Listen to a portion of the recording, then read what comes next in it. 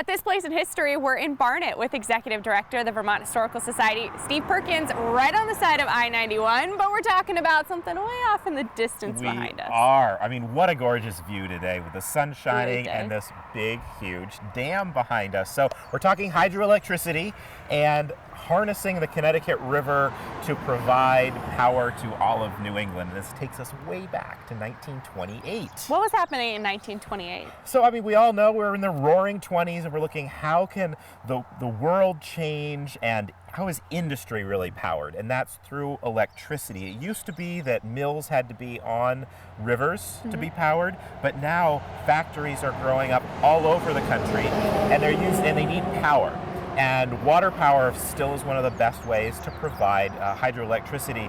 And they saw that this section of the Connecticut River was called 15 Mile Falls. But the river dropped 320 feet over the length of those falls, kind of continuously. And it was identified as an area that would be really good for a large hydroelectric project. And so the New England Power Company came up with this idea of putting in 3 different dams throughout this kind of 20-mile line along the Connecticut River to flood into reservoirs to then create hydropower. And the Comerford Dam, which is the one that's behind us, technically in East Barnet, was the first dam built. This first dam took them about 2 years. The next dam was built in another 2 years, but later in the 1930s, and then the last dam wasn't built until 1957. But when this one was built, we took an area of Vermont where very few people lived, and at its height, 3,200 workers were working on this dam. And so they had almost a little city up here in the woods with everything from movie theaters to swimming holes to a hospital, all built just so that the workers could get this dam completed. It certainly changed the landscape as any hydroelectric project did. The Connecticut River used to, as they said, was wild and free. It was known for the log drives, or the great timber coming down from Quebec, coming down the Connecticut River. That ended with this hydroelectric project.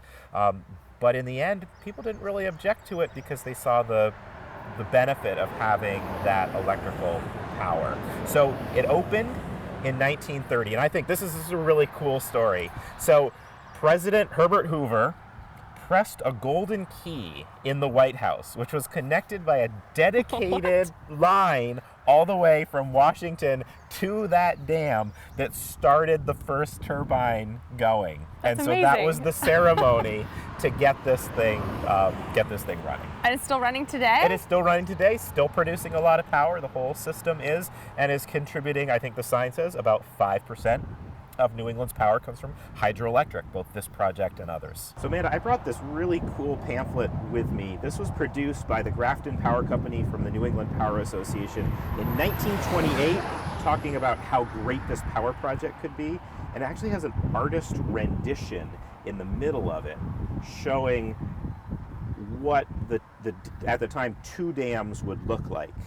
And like I said, there's a third dam that was built in the 1950s below this artist's impression of what it could look like. But I love that it's so bucolic.